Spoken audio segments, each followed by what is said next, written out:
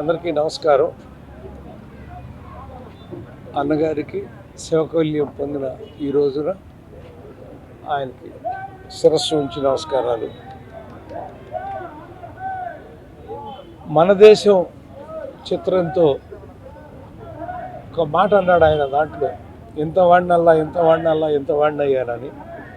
అది ఎలా అనిపించారో ఆ మాట మాకు తెలియదు. అలాగే ఆయన ఎంత వాడయ్యాడో ఇవాళ మేం చెప్పడం లేదు, ప్రపంచానికే తెలుసు ఆయన ఎంత వాడయ్యారో. అటువంటి మహానుభావుడి యొక్క విగ్రహం దగ్గరికి వచ్చి పుష్పమాల వేసి నమస్కారం పెడుతుంటే మా అందరికీ ఆయన సజీవంగా మమ్మల్ని పలకరిస్తున్నట్టే ఉంటుందండి. ఇప్పుడు నా జీవితంలో నేను అన్నగారు లేరు అని ఎప్పుడు అనుకోనండి. నా పడగదిలో గుమ్మంలో పైకి వెళ్తాంటే మెట్ల దగ్గర ఆయన ఫోటో ఉంటానే ఉంటుంది.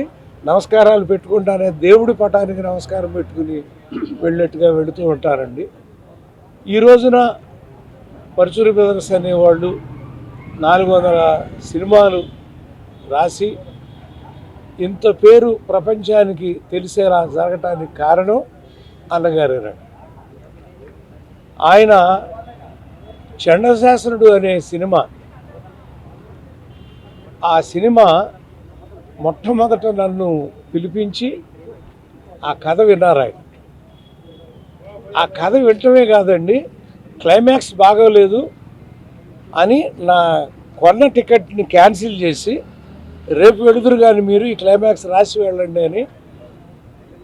ఆ జీవితంలో నేను మర్చిపోలేని సంఘటన అండి. అక్కడ వారు పక్కన సీట్ పక్కన ఒక చిన్న ఇలా ఉండేది, ఒక దివారం లాగా. మీకు పడుకుని రాయటం అలవాటు అంటే కదా, రావు గోపాలరావు గారు చెప్పారు, మేము బయట కూర్చుంటాం, మీరు దీని మీద పడుకుని రాయండి అని.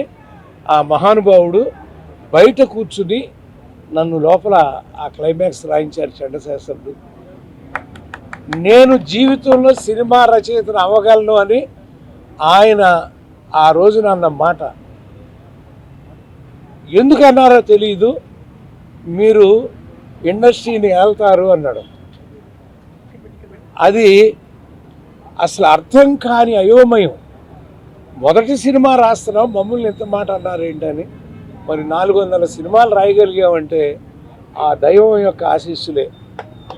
ఎందుకంటే నేను ఏనాడు ఆ రోజుల్లో దేవుడికి దండం పెట్టేవాడిని కాదండి. ఆయనే మా దైవం, ఆయనకే దండం పెట్టుకునేవాడిని ఎప్పుడు. అలాంటి మహానుభావుడు ఈ రోజున జనవరి 18 అనగానే ఆ ఉదయం సూర్యుడు ఎలా ఉదయించాడో మాకు తెలియదు, కానీ అభిమానుల గుండెలు తరుక్కుపోయేటువంటి సంఘటన ఆ రోజు జరిగింది. మరి అయినా సజీవంగా ఆ మహానుభావుడు మా అందరి మధ్య ఉన్నాడు, ఉంటారు.